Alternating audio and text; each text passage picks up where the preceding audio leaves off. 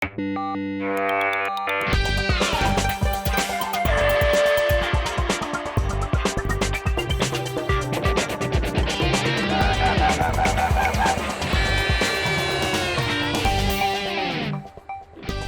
sun, sand and surf aplenty in this episode of The Travel Bug as I'm heading to the islands of Hawaii. Sitting in the middle of the Pacific, this chain of volcanic isles is where America meets Polynesia, making it a fusion of modern luxuries and island culture mixed with a chilled out tropical attitude. My journey starts in the city of Honolulu before escaping the high-rises and flying to Maui. Then finally, it's onward to the garden island of Kauai. I'm going to show you just how unique and diverse this breathtaking paradise is.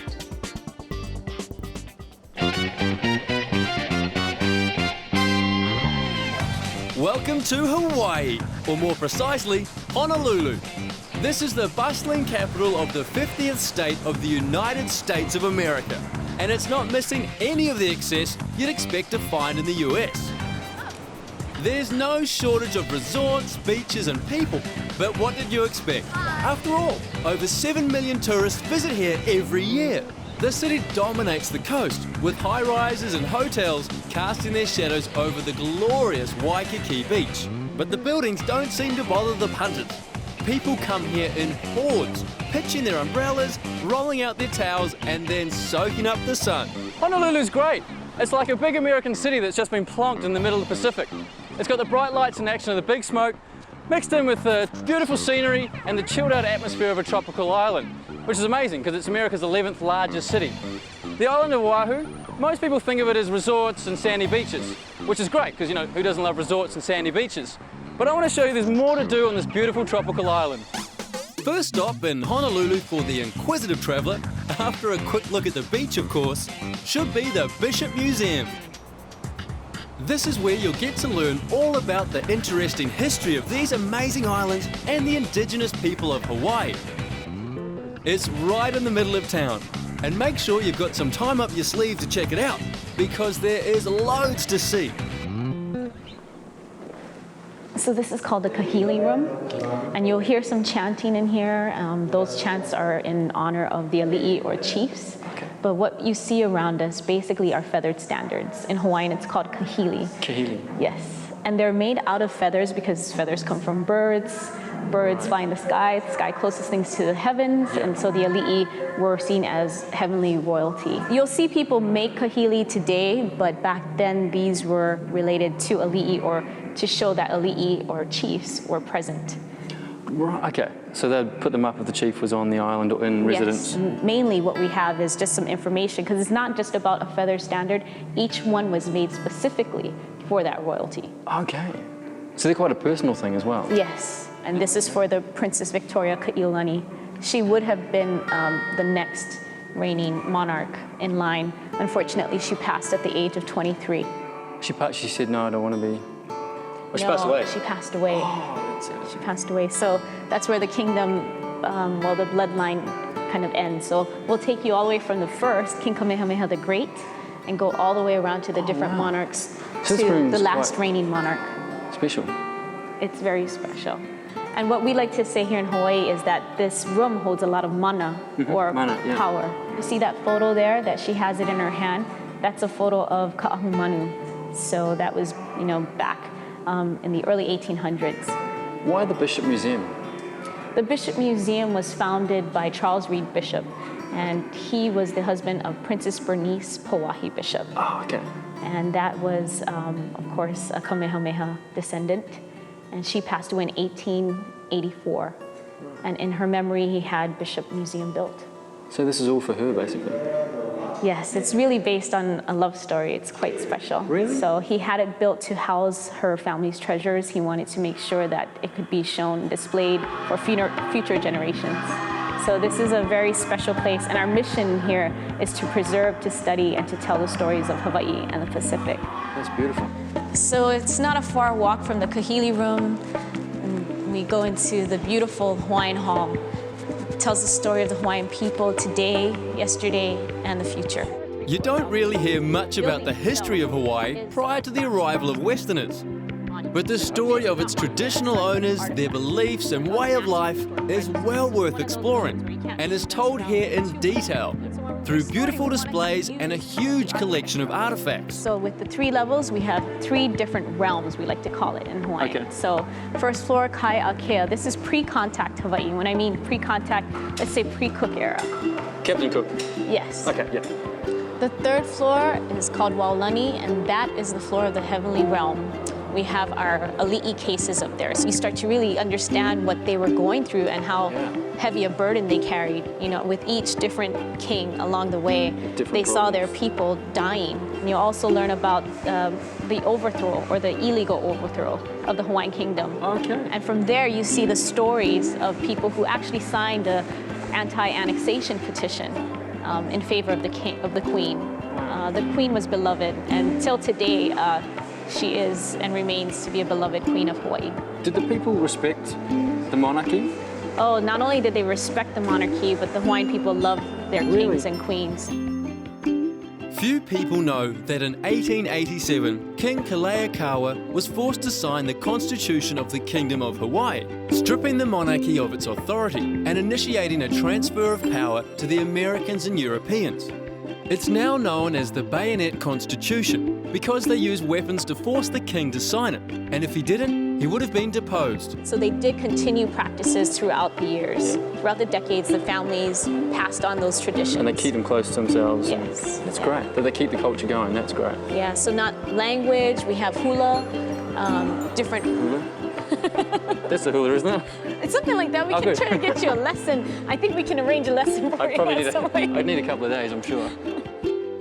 Having heard so much about the old Hawaii, it was only fitting that I left the city and headed to the windswept northeast coast.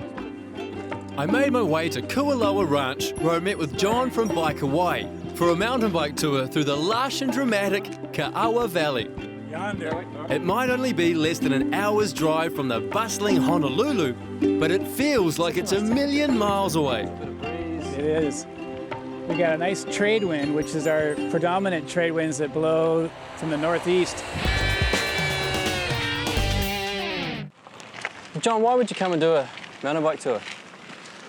Well, these tours are set up so that when a visitor arrives on the island, they don't have to be carrying all their gear with them, and we'll show up to the hotels in Waikiki, an air-conditioned van and all the bikes and helmets, lunches, beverages, and taking care of you.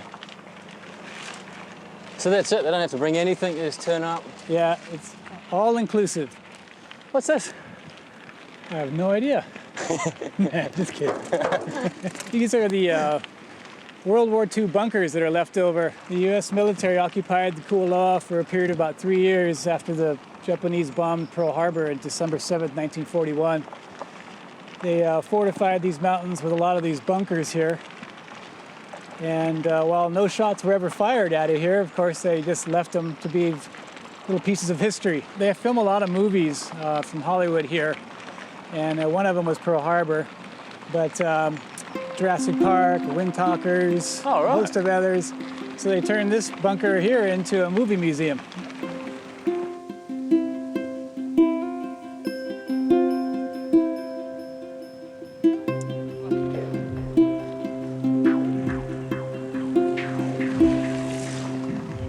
Some nice trees around here.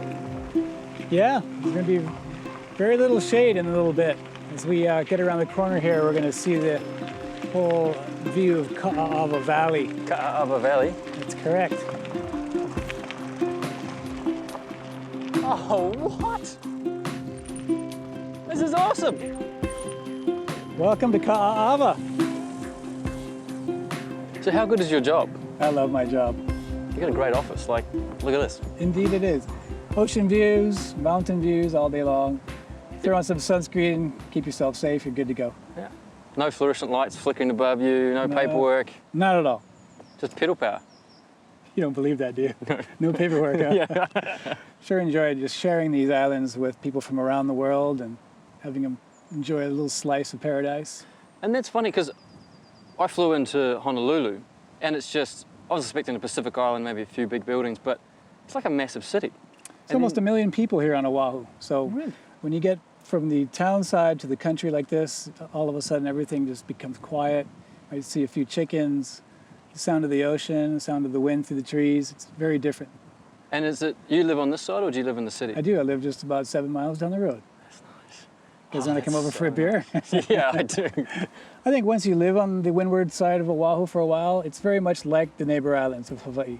And going to the city is going to the city, and we think we all really feel that, especially after living out in the country for a while.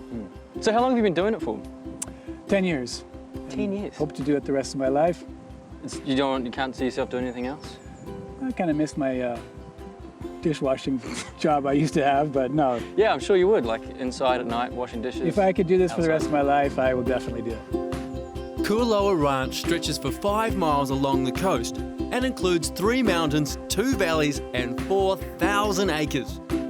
The mountain bike tour takes you to all the best vantage points, with the terrain ranging from wide open roads to more challenging single track riding. But there's no rush to get around, so you can take your time and enjoy the passing scenery. In ancient times, Kualoa was considered to be one of the most sacred places on Oahu. It's an area steeped in legend, and it's said that the bones of over 400 chiefs are buried in the caves above the ranch, which makes it a very significant cultural site. What? How's that? Look at this! Welcome. There aren't too many places where you have a view like this. Right there. Oh, yeah. With the sun on our backs, the light streamed through the valley, and the detail of the cliffs created a vivid reminder of Hawaii's volcanic past. It's hard to believe that only a short drive down the road is a city with around 1 million people. Yet here I was in the middle of this beautiful valley.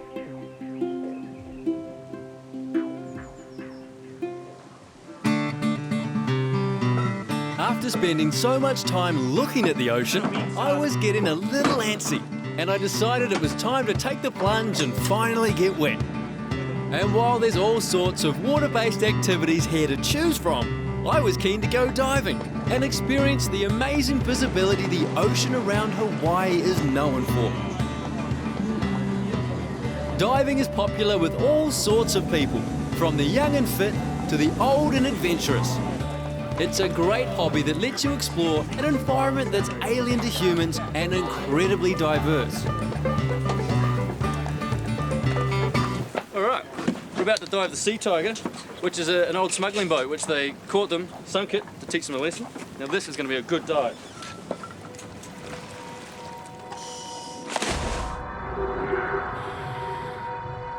The Sea Tiger is over 150 feet long and lies in a protected area off Waikiki. Now, there are 2 stories about how it got here. The first is that it was apparently used in the smuggling of slaves, and it ran aground, so the authorities took possession of it and sank it to teach them a lesson. The second version is the one that's more plausible, claiming she was scuttled in 1999 to create an artificial reef. Chances are the company who sank her started the smuggling rumours to help boost trade. Either way, it's a great dive site.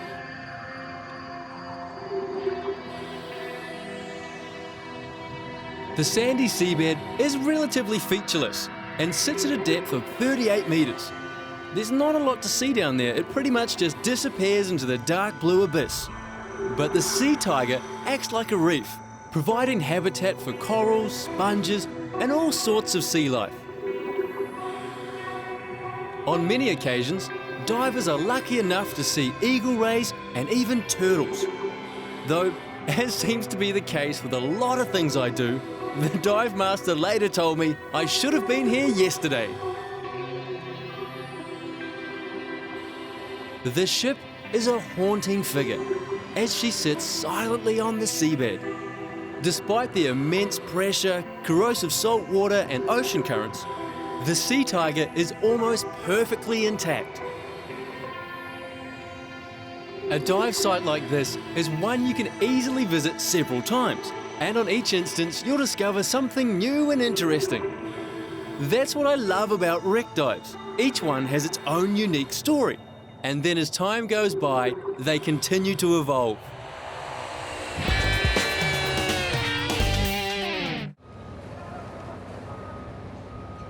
Some say the best thing to have come out of Honolulu is Barack Obama. But I think he's been outdone by the area's fantastic seafood that gets exported all over the world. I've come down to the Hawaii fish auction in Honolulu Harbour to see the delicious catch of the day that eventually finds its way across the globe. Most of the tuna here gets sold to international restaurants, but some of it stays in local hands, like those of Chef Mavro, one of the pioneers of modern Hawaiian cuisine. On the past, we used to dig the fish here to test the. Well, now this is not sanitation is very important. Can't do that anymore. Cannot do that anymore. So what they do? Yeah. First, they cut a piece of the tail, so you can see this is the average, and you can see because this is a sashimi grade. Right. The tuna are totally. The price is totally according to the sashimi grade. Okay. So what is important? Then things and the tuna, when the tuna is very red, is the best. It's the best? No, it's not. It's not, it's bad. Oh, all right, okay. Yeah. You know the fat is white over there. More fat, the better. Yeah, for sashimi. Change the menu. Chef Mavro has an incredible knowledge and passion for seafood and is regarded as the best chef in Hawaii. He's a bit of a character and has a certain je ne sais quoi about him. Oh, this is a good example. Sometimes you think that because he's a tuna, he has to be red. And this is almost white. And he's the top of the top. He has you measure the fat by the white. Can you see? He has two fingers, which is totally exceptional. That's good. So that, what, fish of the day? He's a fish of the week. Really? Oh, yeah. I haven't seen a fish like that. So how much do you think it'll go for then? If these are $3? Well, because you can see $2, $3, $4, $5, $14. No. $14? Yeah, let's see, we check after. Are you going to buy this one? How much? Yeah, I guess so. Wow. So what are these fish? Oh, this is a uku, which is a grey snapper. It's a summertime fish. Okay, so you can only ever get it in summertime. And I see you've got one for yourself. Well, we just bought this one, and which is exactly the size we want. We want for us, and we are going to cook this fish in my kitchen. Let's go and do that. Let's go. Let's go. That's great. From the fish auction, it was a short drive to Chef Mavro's restaurant, called Chef Mavro. It's considered the best dining experience in Hawaii. And if you're going to indulge in one special night out while you're here, then this is the place to do it. So you're known for your fish being very fresh. Yeah. It's huge. Chef Mavro was born in France and grew up surrounded by the passionate calls of fishmongers and the farm fresh flavours of the country's south coast. You know, if you like the fish well done, eat something else. Okay, yeah. That's it. Yeah, fish is not supposed to be well Should be done. nice and moist inside. Exactly. So I'm The fish recipe Chef Mavro was showing me today is renowned as one of the best fish dishes, not just in Hawaii, but I'm pretty sure around the world. It was on his menu for 22 years, and he received all sorts of accolades for it. He uses almost entirely local produce, and the technique that he has pioneered to cook the fish traps in all the flavour and moisture. So when the dish is pulled out of the oven and served, it tastes fantastic. Well, this is very creative. Okay. It's a big M. It's an M for you and it's an M for me. Very good. Fish for 16 minutes. All right, what do we do for the 16 minutes? And we are going to do the sauce. I never thought of marrying French and Hawaiian cooking techniques, but Chef Mavro has made an art out of it. He even uses the local seaweed. Oh, look at the M. Okay, so now we remove the skin. Oh, it just peels away. Yeah, That is beautiful. like that. Put on the plate. This traditional recipe, with a Chef Mavro twist, turned out to be the tastiest piece of fish I've ever had. Ah, but then again, Mum's fish pie is still pretty good. Waikiki is the perfect place for those that like it all right on their doorstep. Within a short walk from any resort, you've got a large choice in restaurants, great shopping, and loads of interesting attractions. But the beach is the #1 draw card, and not just for sunbaking and surfing. It's easy to spend an afternoon just people watching. This Pacific paradise is full of holiday makers, and wherever you find masses of tourists, there's bound to be a huge selection of accommodation to house them all. I stayed at the beautiful and newly renovated Outrigger Reef on the beach. It occupies prime real estate right on the ocean front with the silken sands of Waikiki Beach at the back door. The pool is pretty inviting, but the beach is way better. The suites range from the simple yet stylish to the downright luxurious, complete with spa baths and balconies. As an added bonus, a lot of the rooms come with sensational views. I spent the afternoons relaxing on my balcony with a nice cold drink, just watching the snorkelers, turtles and surfers. But I tell you what, if I wasn't so busy while on the island, I would have loved to have paddled out and had a surf.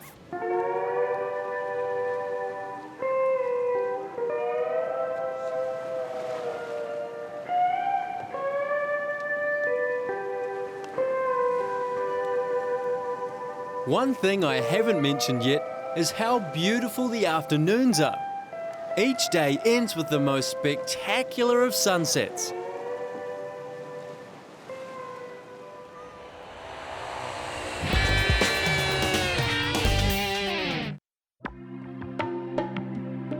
A major attraction in Hawaii, and one of the most significant sites in the world, is Pearl Harbor. Not for its beauty or for being the location of an ancient landmark, but for the terrible events that occurred there on the morning of Sunday, December 7th, 1941. Thanks, Phil. No worries, Burrett.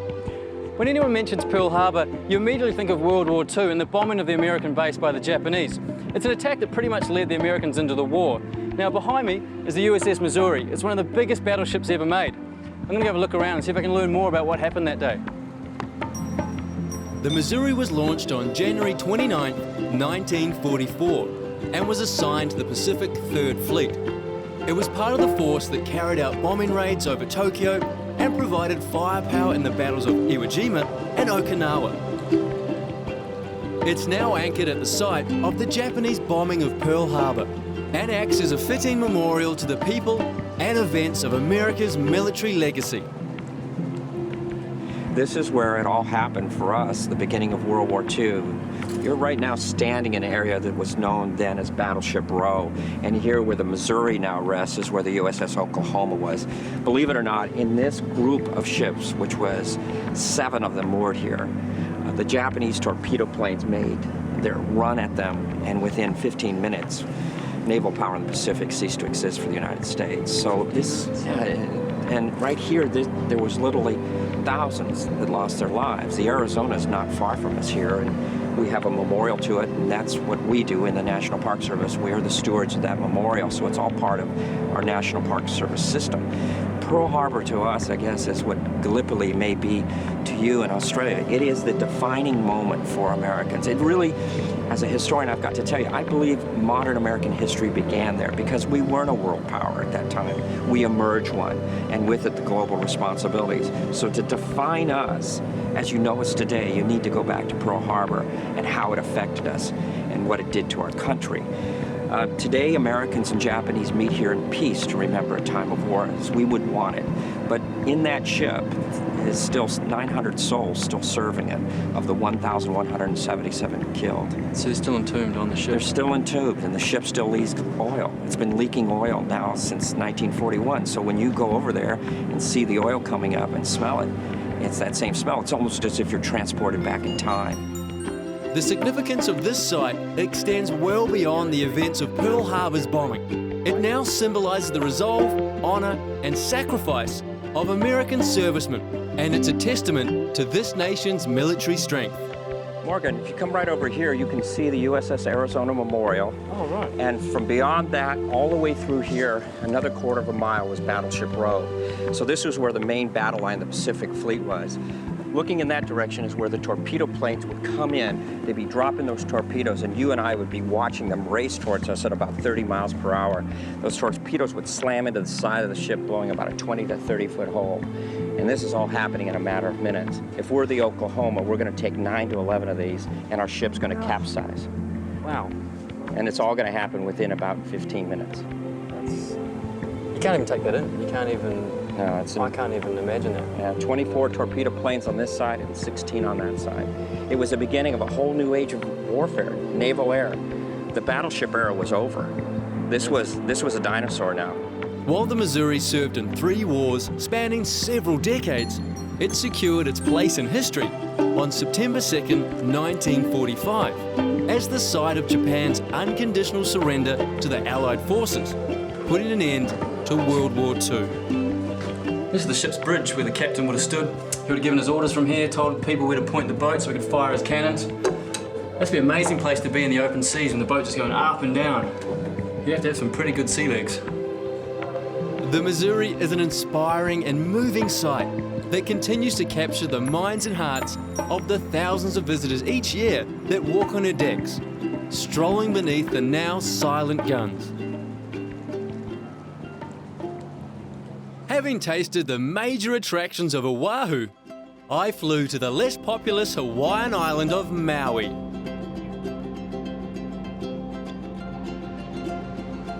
I could tell on approach to the runway that this island was much less developed than the one I'd just left.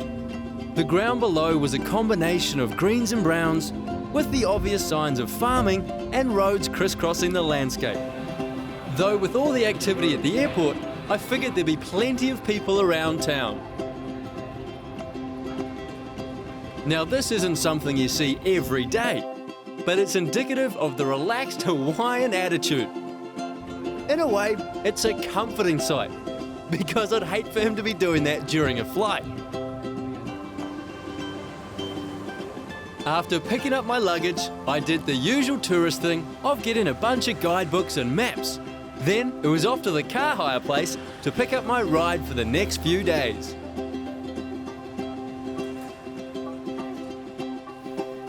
On the drive from the airport across to where I was staying in Lahaina, I quickly came to see why Maui has been referred to as the most beautiful island in the world.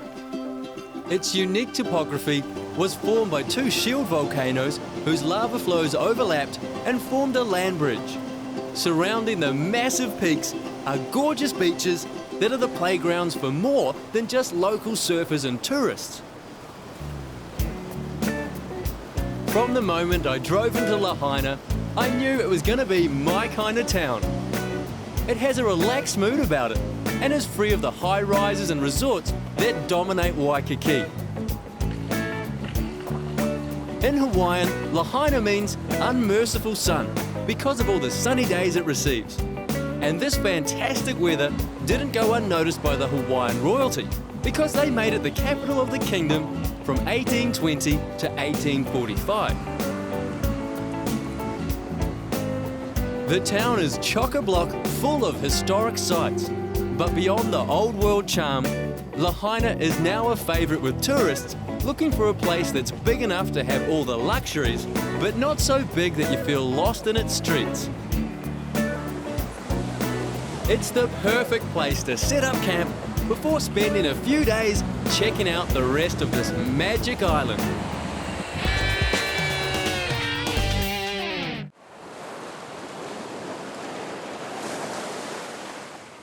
Lahaina has been a great find for me. It's different to other places you find in Hawaii. It's got a real colonial feel about it. And because it's not set up with the big hotels and large resorts, it has a nice, relaxed and not so in-your-face vibe about it.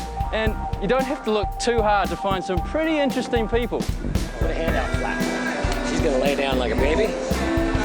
Beautiful, Bomber, right there. And then pull this arm up, keep your elbow down. Right there. AJ, you're gonna love this guy. Right there, AJ. All the way up that side. Beautiful. Here you go. There's my boy. Awesome. Oh, that's great. Here we go. I hope they don't film me. 1, 2, and 3. Beautiful, AJ. You guys are so well behaved. That easy, guys.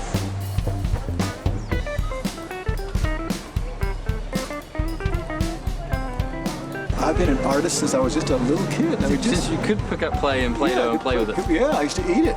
And I still do. It's Yeah. good, I do. 77, moved over from Southern California. Wow. So you just missed the hippies coming over you a bit later on. Yeah, but there's still some here. The local folks are as nice as the scenery, making Lahaina a really welcoming place. And you can meet a few of them here at the markets beneath the massive banyan tree that was planted way back in 1873. An early night was followed by an even earlier rise, and I headed across the island for a bit of morning exercise. Well, there's more to it than that. I was going on an eco tour to enjoy a close encounter with the resident green sea turtles. How good is my carbon footprint? The only fuel I'm burning today is the 2 pieces of toast and the eggs I had for breakfast. This is the perfect eco tour. It's got beautiful scenery, education, and a bit of exercise. Now, Chris, am I going to see any turtles? I think we got a pretty good chance of spotting some. In fact, we've got one on the surface up here right in front of us. Just it. Oh, let's go check it out. One of the best things that we'll get to see while we're out here is going to be the green sea turtle. The green sea turtles, which the Native Hawaiians refer to as honu, are reptiles that'll grow up to be about 5.5 feet long at their maximum size. Wow, that's huge. What brought you out to Hawaii? I came out from the mainland U.S. On a job that was supposed to keep me in Hawaii for a year. There was no way I was going home after just a year. With a place like this, you can see why the Polynesians stayed here once they got here. This really is paradise.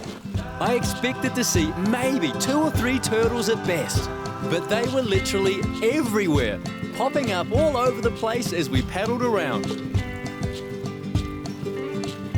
In the 5 minutes we spent getting ready to go for a snorkel, I reckon no less than half a dozen of them surfaced nearby. Chris told me the turtles come to this area to seek shelter and to rest. And while the tour groups can sometimes be pretty big, the turtles always outnumber the people.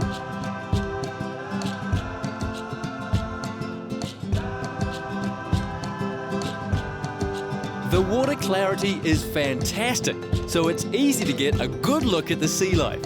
And it's not like you have to look hard at all to spot a turtle. They dot the seabed with their big green shells standing out against the coral.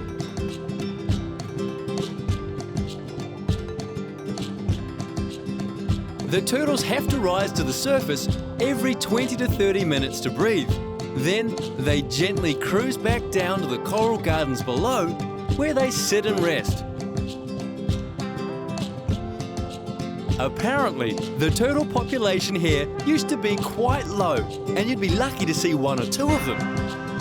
But because there are now marine reserves in place, their numbers have grown substantially to the healthy population you see today.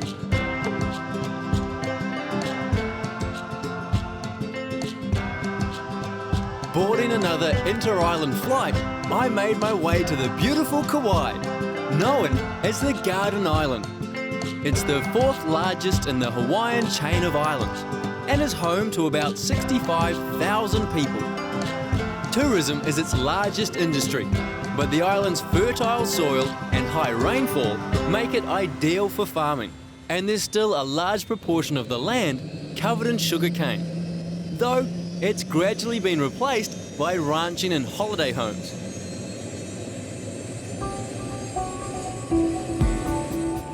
Another of the dominant aspects of the landscape here are the sheer volcanic peaks. The heavy rain that plagues the mountaintops has carved deep valleys and eroded the cliffs into dramatic formations, the likes of which are found nowhere else in the world. And I couldn't think of a better way to take it all in than on a helicopter joy flight.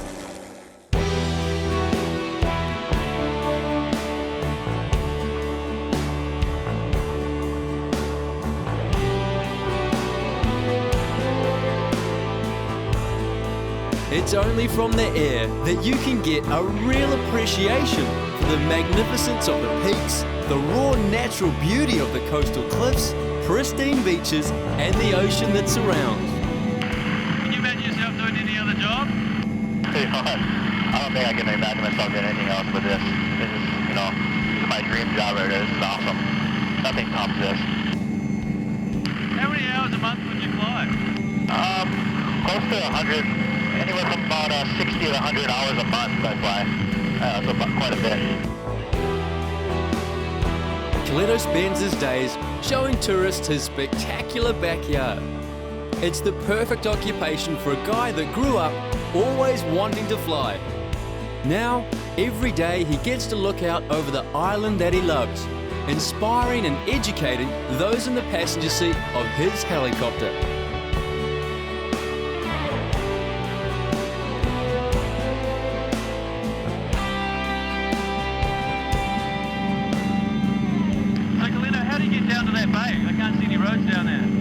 There's actually a trail just beneath us here. It's about 12 miles of Colorado Beach. It's one of my favorite beaches in the world down there.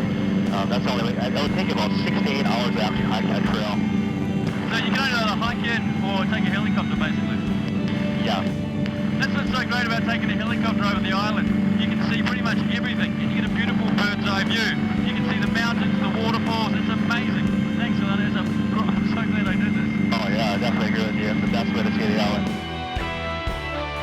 This magnificent stretch of shoreline is called the Nepali Coast. It's a rugged 15-mile span of coastal cliffs, punctuated by the widest of beaches and black, boulder-strewn seashore.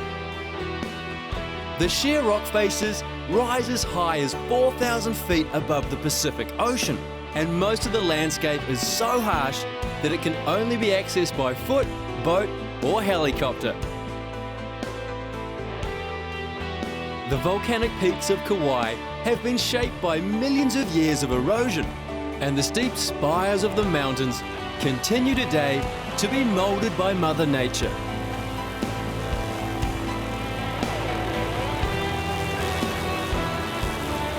If you ever find yourself in this little piece of paradise, make sure you book a helicopter tour. The flight over Kauai is the best way to get a good look at this spectacular island.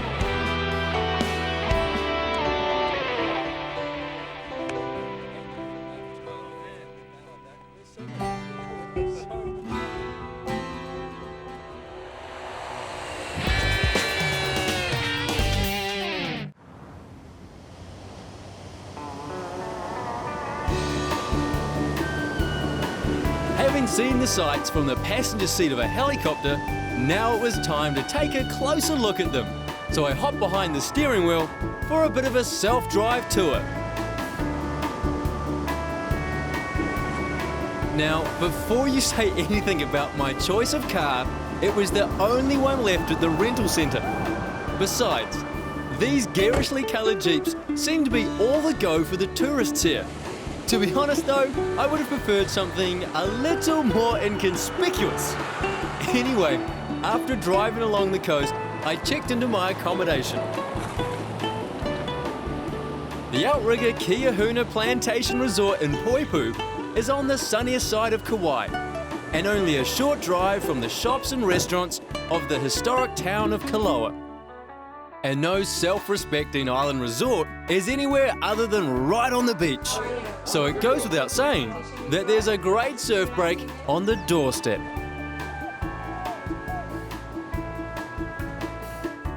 The suites are ideal for families, couples, and those that like to cater for themselves. They're very spacious, and although I'm no interior designer, I thought they were tastefully decorated. The architecture of this seaside oasis is reminiscent of Hawaii's 19th century plantation past. It's a really relaxed setting with swaying palms and manicured gardens, plus the views from the restaurant make it a great spot for a few afternoon drinks.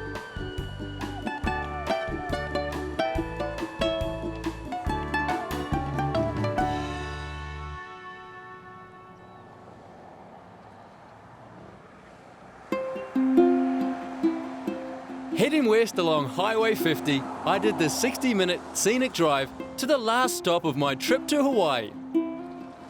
The road winds its way into the center of the island, scaling the mountains as it takes you away from the coast and to the cooler elevations of the awe-inspiring Waimea Canyon.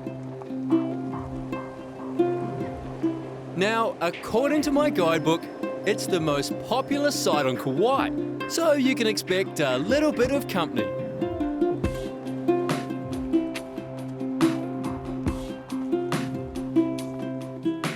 I hired the car so I could see the island for myself, and the beaches are beautiful, the surf is amazing. Even the sugarcane fields look good. Now, on the map at the end of the road, there's a little dot that said Waimea Canyon, and what kind of canyon do you expect to see in a tropical island? Well,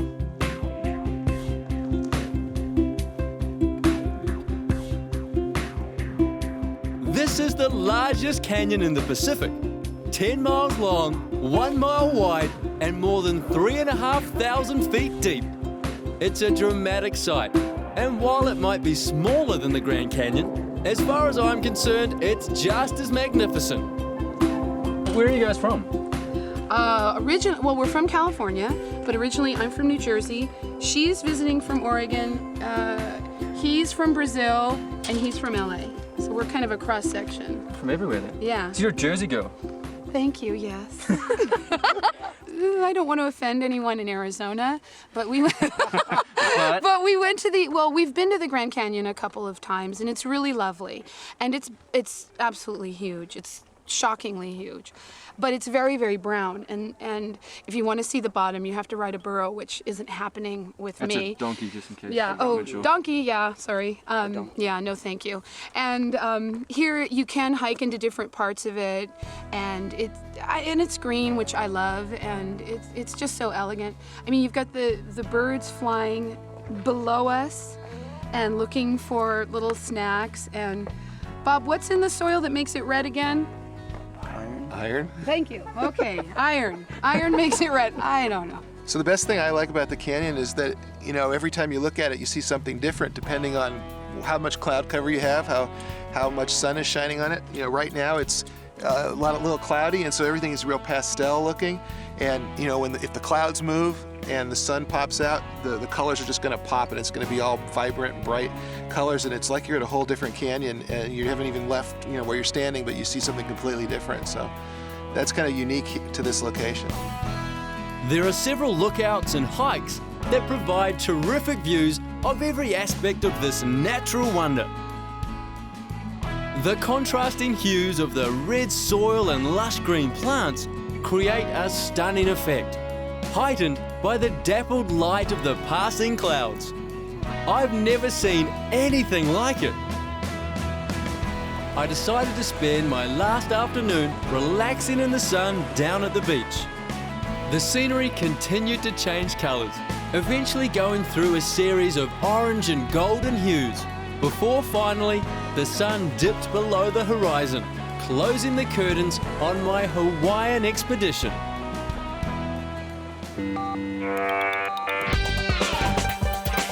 For more information on this or any other episode of The Travel Bug, log on to thetravelbugtv.com and you can find out where I'm heading to next.